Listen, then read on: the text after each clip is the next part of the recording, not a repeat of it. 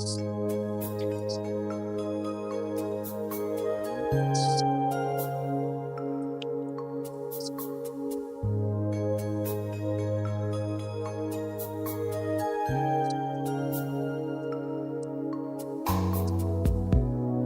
know you had to leave us for heaven. It's alright. The living here ain't easy to take now, but it's alright. Don't matter, 'cause I won't ever lose the joy you've given me. Wish I could have told you so just once before God set you free. Let it be, 'cause you don't leave me lonely. No, you leave me longing for you. Don't leave me lonely, oh no. I'm longing for you. We could have spent more time together.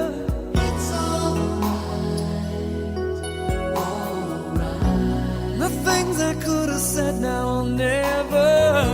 It's alright. Don't worry, child. I believe the prayer we pray for a brighter day.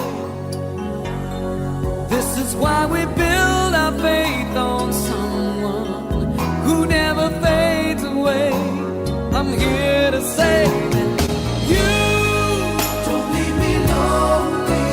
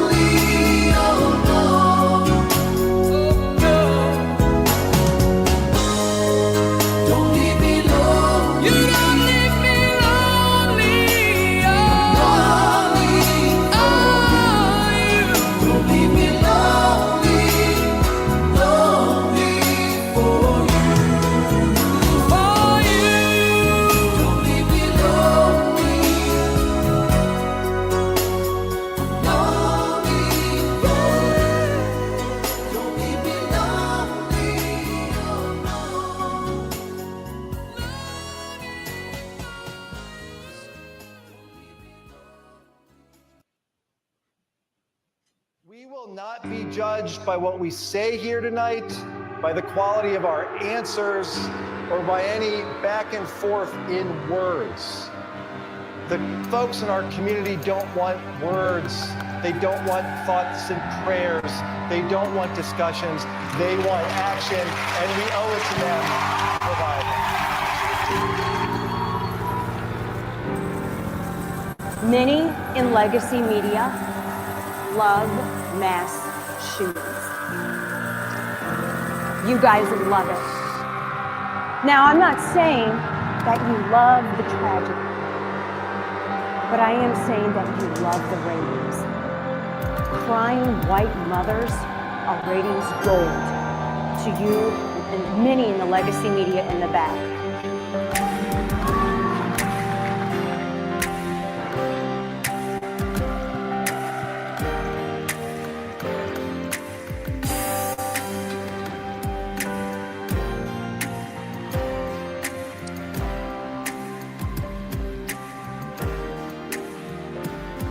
Hello, everyone, and welcome to the Four Persons. The hair stands up on the back of my neck when I hear comments like that. I just, it's just nauseating to me. That's something that we should all be able to come together on, an issue like this. And you get comments like that. Tony Montalto, welcome to the program. I know after 7 years, this can't be any easier for you, but I applaud you for your courage and for what you and the Parkland community are doing. You're such an inspiration to all of us in bringing to the public consciousness the fact that something has to be done. Thank you, John. I really appreciate that. Of course, every day since February 14th of 2018 has been a little bit of a rerun. And we awake, with great hope, but then quickly it turns to sadness when we realize that our beautiful daughter, Gina, is no longer with us. And the worst possible outcome of all would be that she died in vain. That would be the worst possible outcome, and that can't be the outcome. And that's why I know you're doing what you're doing. Tony, there aren't words to describe how awful what happened on February 14th, 2018 was. And most of us have some difficulty getting our minds around the mentality of a person who would commit an atrocity like this. But in the aftermath, emotions are raw. People generally don't know what to say. But what disturbs me is when you hear comments like what we opened the program with today on both sides. I think both sides are prone to say some very unfortunate things, and I think they add unnecessary grief to a situation that's already terrible enough. So I want to address these two examples that I thought were very unhelpful, and I'd like to hear you respond. First, I want you to respond to what the congressman said. I think it's very unfortunate when he says the folks in our community don't want thoughts and prayers. These sentiments were repeated by one of the surviving students at the March for Our Lives in Washington. I just think it's a very unfortunate thing to say because it sends a message of hostility to people of faith who want to reach out and put their arms around you in a time like this. Do you feel like that's really the sentiment, or do you feel like he just chose his words poorly, and what he really wants to say is your reaction can't stop at thoughts and prayers? What are your thoughts? Yeah, I mean, I think, first of all, Congressman Ted Deutsch has done a lot for our families, without a doubt, over the time he was in Congress. He's a very genuine man. I think that had he just added the word, it can't be just thoughts and prayers. I can't tell you any one of our 17 families that didn't accept and appreciate all the kind thoughts and the prayers for ourselves and our loved ones that were taken from us.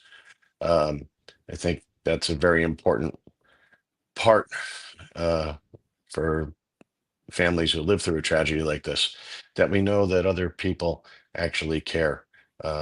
We've heard from people from around the world, quite frankly, the letters, the cards, the outpouring of support.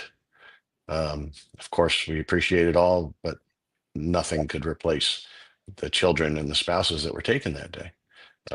But that doesn't mean that thoughts and prayers are ever unwelcome. But we did need more. And fortunately, our families gathered together to form Stand with Parkland, the National Association of Families for Safe Schools, among other groups that were formed. But Stand with Parkland has been the most successful in changing policy and law in many states, especially here in Florida, and nationally as well, with the help of good people from both sides of the aisle. I want to talk about the other side because Tony, I'm a lifelong Republican. I voted Republican in every election that I've ever voted in. That doesn't mean that I have to agree lock, stock, and barrel with everything that every member in my party, goes along with. I have some very strong disagreements with some of the members on some of their positions relative to firearms. But I mean, those disagreements can be respectful. But when you have people like Alex Jones and Marjorie Taylor Greene saying that this event and Sandy Hook, were staged events, crisis actors, and then you have just the despicable comments that Dan Loach made, it's got to make your job harder. It's got to be really disheartening and discouraging. Well, we've again found good people on both sides of the aisle to work with. Sometimes it's more challenging than not. Certainly, the comments that were played at the opening of the show are very disturbing. Um, you know, I can promise you, these mass shooting tragedies, especially in our nation's schools, are heartbreaking. They're heartbreaking to the communities that suffer and continue to suffer. They are heartbreaking to the families of the wounded that have to deal with watching their children suffer and heal. But of course, most devastatingly, to the families that had someone taken that day. What was done to our families at that school, especially during the investigation when we saw all the failures that occurred, was the worst thing that could happen. Um, and I think that is something that we hope that people will keep in mind, that families, the victims, suffer the most, but that indeed the entire fabric of the community is damaged. The faith in schools to keep people safe, the faith in law enforcement to keep people safe, they all suffer. And each of those entities have to work to win back the trust of the entire community. Yeah. Tony, returning to the issue of faith, everything that I've read tells me that Gina was a very special person, and that faith, compassion, service, they were just in her DNA, the makeup of who she was. And the same seems true among many of the other victims of various faith traditions. Elena Petty, Jamie Guttenberg, Peter Wang, just three examples that I could cite. Um, Tony, I believe in God, and I believe Gina is in heaven. I lost my own child, my son, Christian, in 1998, and I believe he's there too. Missing him never gets easy, of course, but do you take solace knowing that they're with a loving God, and does it comfort you, inspire you to be the best person you can be, uh, working towards and anticipating that reunion that one day you'll see her again? Well, I think that it's true that many of the families were fortunate and we thought raising our children the right way. I know that my wife and I gave Gina and her brother a Catholic upbringing. Um, you know, Gina had just received confirmation the year before she was taken from us. Um, these traditions were important to our family. Um, yes, I do believe that Gina's in heaven. Uh, I wish she was here with me. And of course, John, I'm sorry you suffered a loss of a child as well. And as you know, it's something no parent should have to face. It's very, very difficult. Um, so our condolences to you as well. Thank you. But I mean, I always try and be the best person I can be. I think that's all we can do. Um, some people have said, "Oh, Gina's so proud of the work you're doing," but she may be, but that's not the way it should be. I should be proud of what she was doing as she pursued her goals and her dreams. And I think that being taken from our family and from the family of the others is about the worst thing, because they not only hurt you, but it steals your future. Yeah. So let's talk about what it is that you do, and the genesis for those, if it's possible, to anybody that's watching is not really familiar with this. On February 14th, 2018, a monster walked into Marjorie Stoneman Douglas High School and shot 34 people in a blind rampage that lasted less than 7 minutes. 17 people died, including your 14-year-old daughter, Gina. A sociopath hell-bent on mass murder, and society is ready to just accept that as a storyline, as the beginning and the end of this tragedy. But in court, in court, you call this person a murdering bastard, and I can't disagree. But your work in this case has shown that there's so much more here, Tony. This atrocity was preventable in the first place, and swift action could have limited the number of casualties. There were so many red flags, so many missed opportunities, so many people that just didn't do their jobs. And this led to this grotesque outcome. Explain the process by which your community moved through that grief and rage to determine the causes and propose solutions so that this never happens again. Right. So first, I need to correct that the term for the shooter was not coined by me. That was coined by Gina's brother, and he was a very accurate description of who that was. Um, so I was really proud of him for wanting to stand up in court also and speak the truth. However, moving towards, you know, finding solutions and finding ways to prevent these tragedies. It's certainly been a group effort. Some of the law changes we've had have come from members of Stand with Parkland, and some of the other ideas have been through working with fantastic groups. So Stand with Parkland, the National Association of Families for Safe Schools. You can find more information about that at standwithparkland.org. We were founded by all the families who had a loved one taken that day, and we realized that we had to change the status quo. But we also knew that to do that, we had to look more broadly at the issue. Um, so we used what we call our school safety triad. We look at the need to improve the security of the campus. We look at it as the need to improve mental health screening and support programs. And finally, we want to promote responsible firearms ownership should you choose to own one. This isn't a Second Amendment debate, it's a public safety debate. But we have to encourage people who want to own a weapon to take that seriously and be responsible with it. So we know that all three of those things failed our families that terrible February day, and all three of those things push and pull on one another to keep our children and our teachers safe in school. So with that in mind, we were fortunate enough to have Florida's legislature and at the time then Governor Scott come on board and pass the Marjorie Stoneman Douglas High School Public Safety Act. Just 3 short weeks after my wonderful daughter Gina, her schoolmates, and her teachers were taken from us. That addressed these 3 areas for Stand with Parkland, and was the first of 7 school safety laws, hopefully soon to be 8. We just passed one this year, waiting for the governor's signature to make that complete. Uh, so we've done things in Florida, such as create an Office of Safe Schools.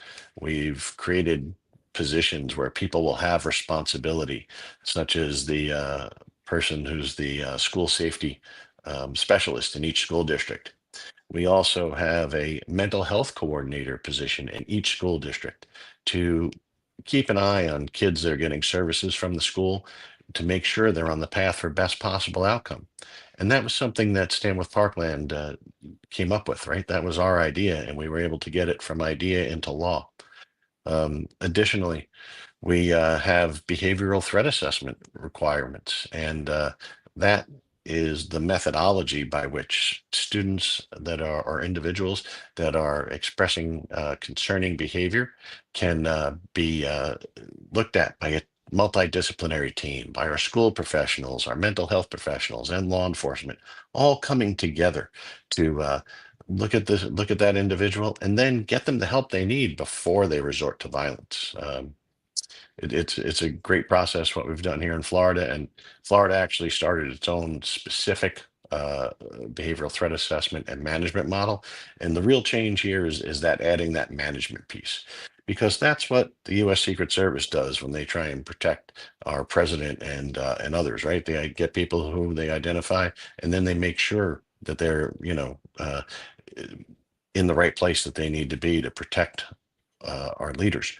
Um, that piece we saw fail, unfortunately, um, in Appalachia High School earlier this school year, when we had the police that knew about this student and what a concern he was, and then they failed to manage that situation and continue to keep an eye on him. So we're really proud of the work we've done here in Florida, the consistent march towards safety, and most of those bills have passed, at least with bipartisan support and actually unanimously through our House and our Senate chambers. We've been grateful to Governor Scott and now Governor DeSantis for keeping that progress going. We worked with the first Trump administration to create schoolsafety.gov, a one-stop shop for school safety. This brings together the federal departments of Health and Human Services, of Justice, of Education, and of Homeland Security, all working together. A very Doge idea before Doge came in, right? We had all these entities working together to curate the information at schoolsafety.gov.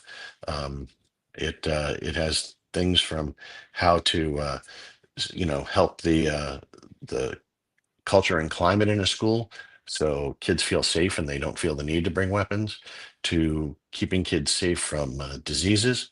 It's got information on how to check your school's active assailant shooter plan. And one of the most important things we have there also is the grant finder tool to help schools, school districts, and states find out the federal grant programs that are available to help improve the security of your school. Tony, one of the things that really stood out to me about Parkland and Uvalde in particular, the police response was just atrocious in those two instances, and in some other instances.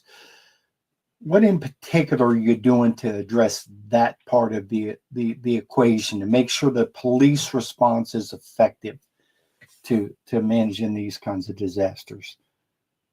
Well, one of the best tools that we had was the creation of the Marjorie Stoneman Douglas High School Public Safety Commission. That commission has submitted reports to the governor and to the state legislature. They did 2 reports, and of course, they found a lot of issues with the response. So the chair of that commission is Sheriff Bob Galtieri of Pinellas County, Florida, and he's done a fantastic job of requiring procedures throughout the state of Florida, right? To help improve that. We saw Governor DeSantis remove the sheriff of Broward County at the time. Um, he did not train his officers to do the right thing. And it's that training that the officers need, because when they're under stress in these tragic events, they will revert to their training, hopefully, and do the right thing. Sadly, the folks at the Broward Sheriff's Office were not trained to that standard. So we were happy to see Sheriff Greg Tony come in, improve the training. They just built a fantastic new training center here in Broward County, and in the lobby, they have a memorial to each of the 17 victims from the Parkland shooting, so that every time people in the Broward County Sheriff's Office go to training, they have to see that. Now, of course, sadly, we had the Uvalde shooting. In Uvalde, the report shows similar problems with the police response. Now, and again, another report came out about that from the U.S. Attorney General's office. And I know that in the conferences that I speak at, the school safety conferences, and I work with the National School Resource Officers Association. I just got back from the New England School Safety Conference and speaking to a large police audience there. I tell them that yes, our SRO did fail to protect our children and the teachers that day. However, Stand with Parkland firmly believes that having a specially selected, especially trained law enforcement officer in each school does make a difference. Most of the time they're there, they can become a trusted adult, right? They can be part of the fabric of the community to build that relationship between law enforcement and the schools. Um, and when we see that, the kids really enjoy the interaction. We have to remember that no law enforcement officer wakes up and says, "Oh, let's go arrest the kids today." That's not their goal. The goal is to get them and take them out of the path of trouble as best they can. Um, and most importantly, the thing to remember is that law enforcement should never be part of the discipline system in the school. That's the school's job. So law enforcement should be there for security, for safety, and to protect the students and teachers should the worst thing happen, as it did in Parkland. Yeah.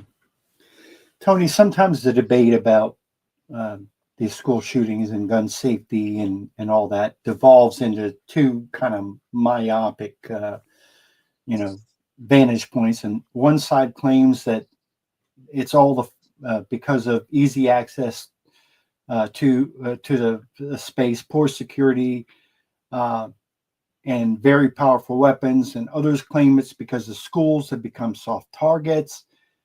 I don't believe it's a either or. It's a both and I think that's the approach that your organization has taken, is a more holistic, comprehensive approach. So, Tony, I want you to imagine that I'm a governor, a senator, a legislature, and I want you to make the case to me of what a good package of legislation looks like to kind of address this issue. Sure. Well, the first part actually starts with listening, right? So I would ask you what you have in place. And then I would make some recommendations. And sadly, uh, I was in position to do this with the Speaker of Georgia's House just last fall following the Appalachia shooting. So I listened to what they had in place, and then I was able to recommend how to move forward. So some basic things are, let's create the Office of Safe Schools within the state, because we need a focal point to issue information that needs to come out. Next, I would put in a behavioral threat assessment requirement, right? That we have our law enforcement, our mental health professionals, and our school people learning how to work together to spot troubled individuals and then get them to the help that really already exists throughout our communities, right? There's not a lot of sixth graders, though, that are going to go in and raise their hand and say, "I need help." So we need to use this behavioral threat assessment process, again, not to arrest, not to intimidate, but to take individuals showing concerning behaviors and get them the help they need before they resort to violence. So that would be next. Following that, I would say the next piece is some kind of reporting tool, whether it be a hotline that people of, sorry, John, you're in my generation, might use an 800 number to call in threats we see or concerns we have. But we need to get something that works on the mobile phones these days to help get the kids and meet them where they live, which is on their mobile devices. One such app we work with here in Broward County is the Safer Watch app. And they're an 11-in-1, tip reporting platform. They can also do panic button functions, but it's really that tip reporting. It's the ability to take advantage of having the school community, the parents, the teachers, the custodians, and the students themselves become parts of the eyes and ears that protect the school. So I think that is super important. Um, so those would be the three basic steps that I would start with, because again, increasing the amount of information that comes into school and law enforcement professionals so they can investigate it, um, having a solid program to get individuals the help they need, um, having someone in charge of the state to bring down the laws that are passed and the policies to the school districts is also essential. Um, just last week, we were up in Washington, D.C., meeting with congressmen and senators, and we met with Linda McMahon, the Secretary of Education, and her staff. We met with members of President Trump's Domestic Policy Council. That's the arm of the White House that we worked with, both with the first Trump administration and with the Biden administration.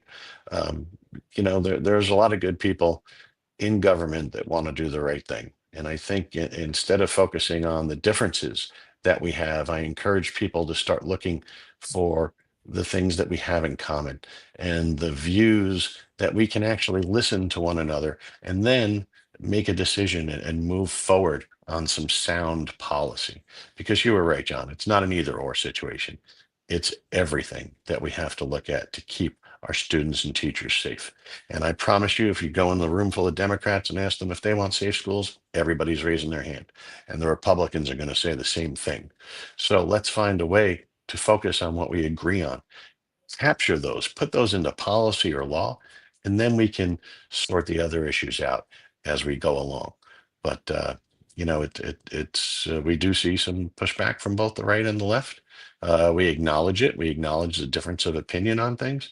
But again, we have to start looking at it's not a constitutional argument. This is a public safety argument. Yeah. It needs to be pointed out that there were 17 victims in the Parkland tragedy, and they covered every faith tradition and every nationality and every race and every demographic.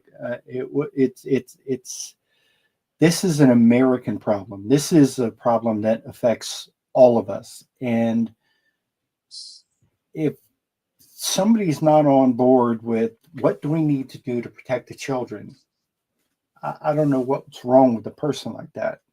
I can't follow that. Let's have our arguments about, the Second Amendment and all these other peripheral arguments we have later. First, let's protect the kids. Tony, I want to talk about the mental health piece. In this country, mental health doesn't seem to be getting better. With the proliferation of counselors and therapies and medications, mental health in this country seems to be getting worse and worse and worse. Do we need to do a top to bottom audit of the way that we approach mental health in this country? Because certainly that's a factor in this school shooting epidemic. Yeah, I think we need to, understand that, growing up, being a teenager is hard. So that's the first thing. And I think that, getting a little bit back to families and having concern, looking at after our children and even the community looking after one another, having a little more empathy for those people we meet. Um, Oftentimes, we work also with the Columbia Protocol, which is a suicide prevention methodology. And often the way to stop that suicide or way to stop that thing is to just express some concern about the individual. We've heard, uh, amazing stories of counselors or just even teachers or other parents who expressed concern about an individual and that was able to help them. So we need a little more kindness and empathy in the world. Our mental health system, we can't, we have to realize that not every kid who's having a problem uh you know um needs years of therapy, right? But we also need to recognize that the effects of COVID and the isolation and the effects of social change with social media and online gaming, the experience is different now than it was when I grew up. We used to be outside till the streetlights came on and maybe later. But now they stay inside and they play with each other online and um, you know, we need to encourage the interaction, the face-to-face time, the ability to talk with people who you don't agree with, and as you said earlier, have respectful disagreements. It's okay. They're not terrible people. excuse me, and we need to stop looking at other Americans as our enemies. I think that's a real problem that we have. Um, you know, America's got plenty of enemies outside our borders. Um, Inside our borders, we have people who we may not agree with, but they are still Americans, and we need to start remembering we're the United States of America and coming together as much as we can without letting the media and the social media rhetoric and echo chambers drive us apart. I think that's something that's missing, and I hope to see. And as we know, almost all faiths encourage that, right? They encourage people to come together and have kindness and mercy towards one another.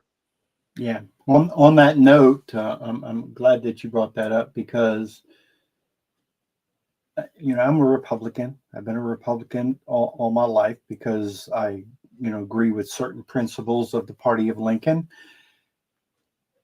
But that doesn't mean that my thoughts and prayers are not with President Biden today on the news of his unfortunate situation. And it's God, country, family, party should be at least fourth.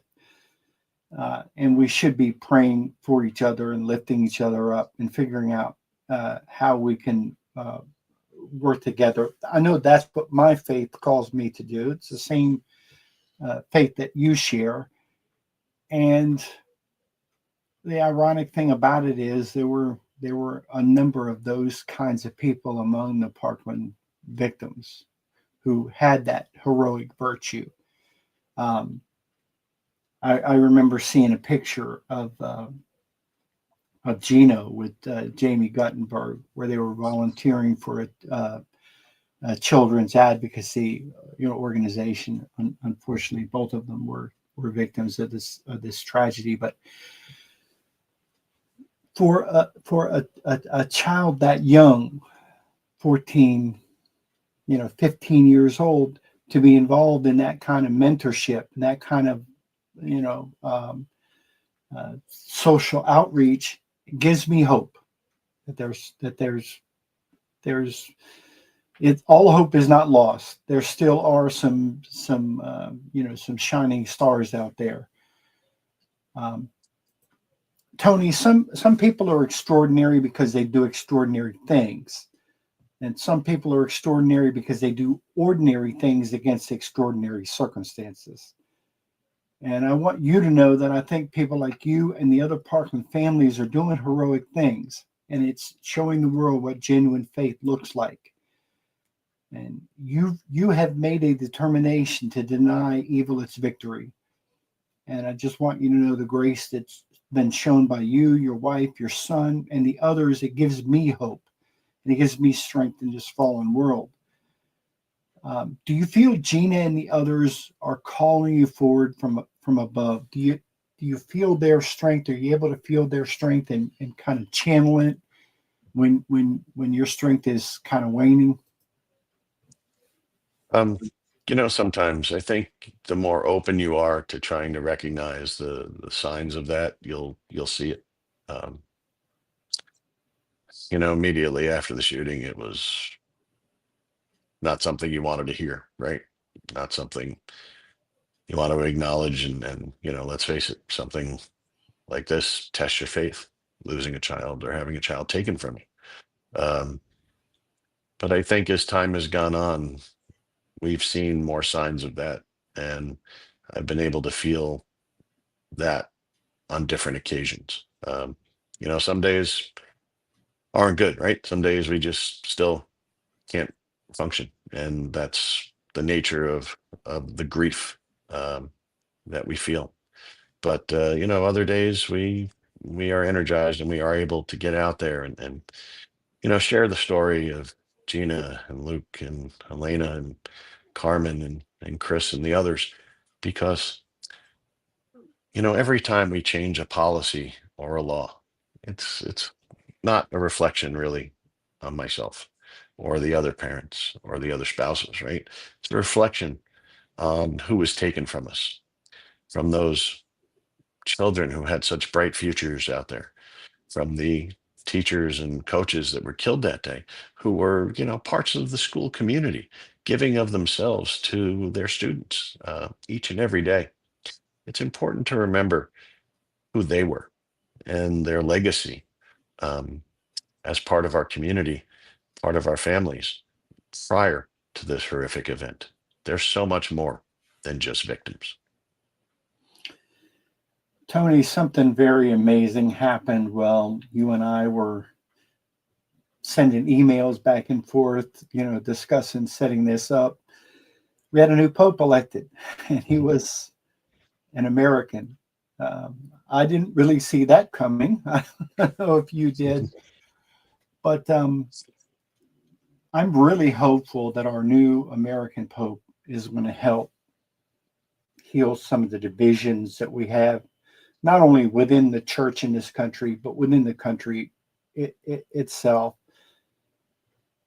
We are not doing a very good job as a nation to live up to that name, United States of America, and I hope that's something that's going to get better, and I believe the new pope is going to play a role in that. Do you agree with me?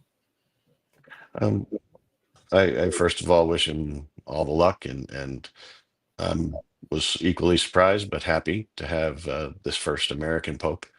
I think our country and the experience here is different than in many around the world because we are a melting pot. We have been our greatest when we all work together. I think that is something that's so important. When our country focuses on something, we can get it done. But again, we need to remember to be determined yet compassionate. We need to have that kindness and that realization that we need to um, have discussions. We need to be able to listen. We need to be able to compromise, and that's something that's really almost irrevocably broken within the federal government. Again, I talk to good people on the right side of the aisle, good people on the left side of the aisle, and they're so frustrated by not being able to get things done in Congress. Um, and I share their frustration. We shouldn't have the executive branch ruling by executive order. And that's no offense to President Trump or President Biden or President Obama. We should have our representative democracy working better for us. And, frequently I call on Congress to do that.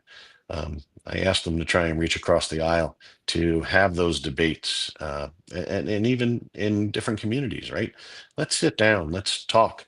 Let's find solutions instead of throwing up roadblocks and problems.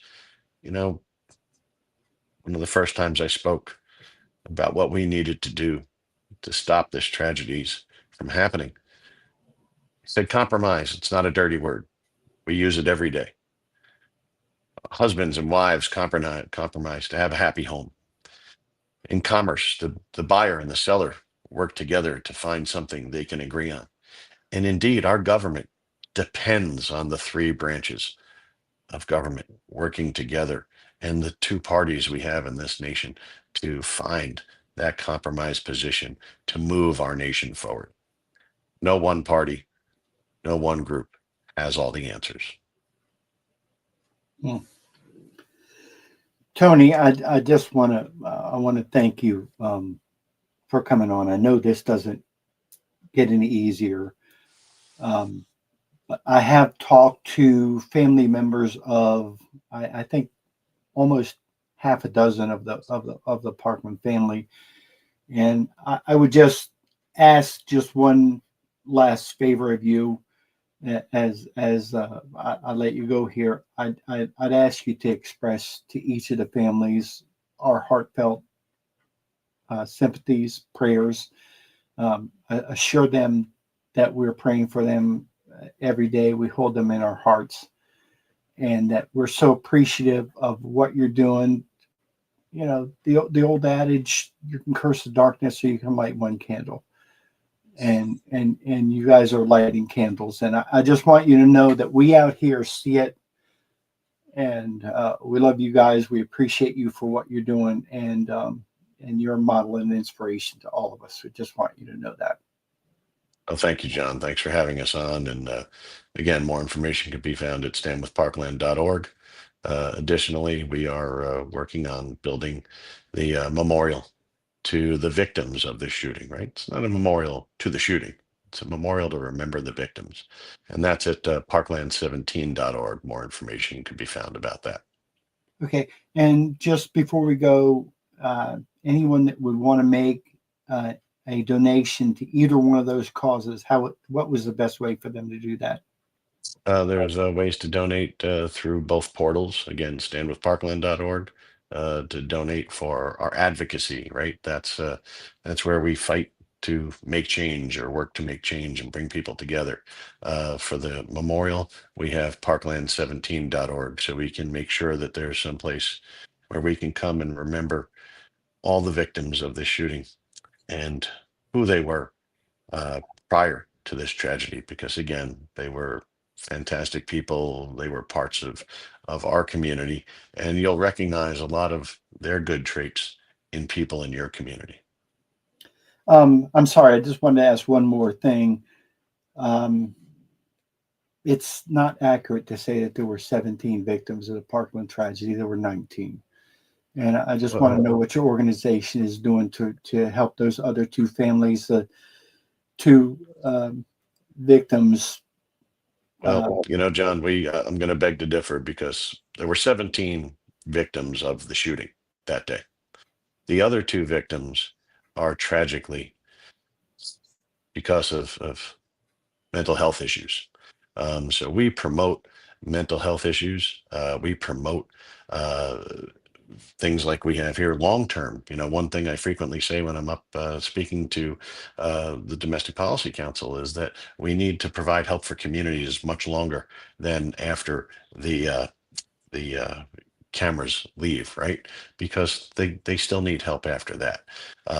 And we promote the loss, and we encourage people to hear the stories of those people when we have our national suicide prevention pieces and when we have our mental health days. While tangentially attached to the Parkland shooting, there were only 17 victims taken by that perpetrator. The others are sadly victims of the event. And because of that, we support mental health. We support, you know, we help pass 4 federal laws. The Fix Nix Act, which worked on closing some loopholes in the background check system. The Stop School Violence Act, which provided dollars for schools to have behavioral threat assessment teams and to harden themselves a little bit. And then the Bipartisan Safer Communities Act was passed. And that bill, that law, has our DNA written into it. It has dollars to protect the schools, dollars for mental health, and uh, provisions for responsible firearms ownership. Um, so one of the things that's in the Bipartisan Safer Communities Act is the 988 National Suicide Lifeline Prevention, right? We supported that. We also have dollars for 14,000 more mental health professionals in our nation's schools because of that law. Um, you know, we work on that very much so, and we do feel for the families that suffered that tragedy. But again, we know there were just 17 that were taken that day by the monster. So I wasn't. sorry for the disagreement, but we have No, that. we're saying the same thing. We just, Yeah. I guess I got a little clumsy with the way I was trying to say it, because I wasn't trying to be disrespectful at all. All I was trying to, I guess I was trying to magnify the point that you just made, is that this type of tragedy doesn't begin and end the day of the crisis. It reverberates, it ripples out, and it has catastrophic effects on people for years, as evidenced by what we were saying. So we're saying the same things. I apologize for the clumsiness of my words. There was no disrespect intended. No worries. I promise you that. I understand, John. Okay. Well, Tony, thank you so much, and God bless you. And I will continue, and we will continue to support the work that you do through the Four Persons. And I just want to tell you how much we appreciate, what you're doing as an advocate, and showing what real courage and faith looks like. Thank you so much, Tony.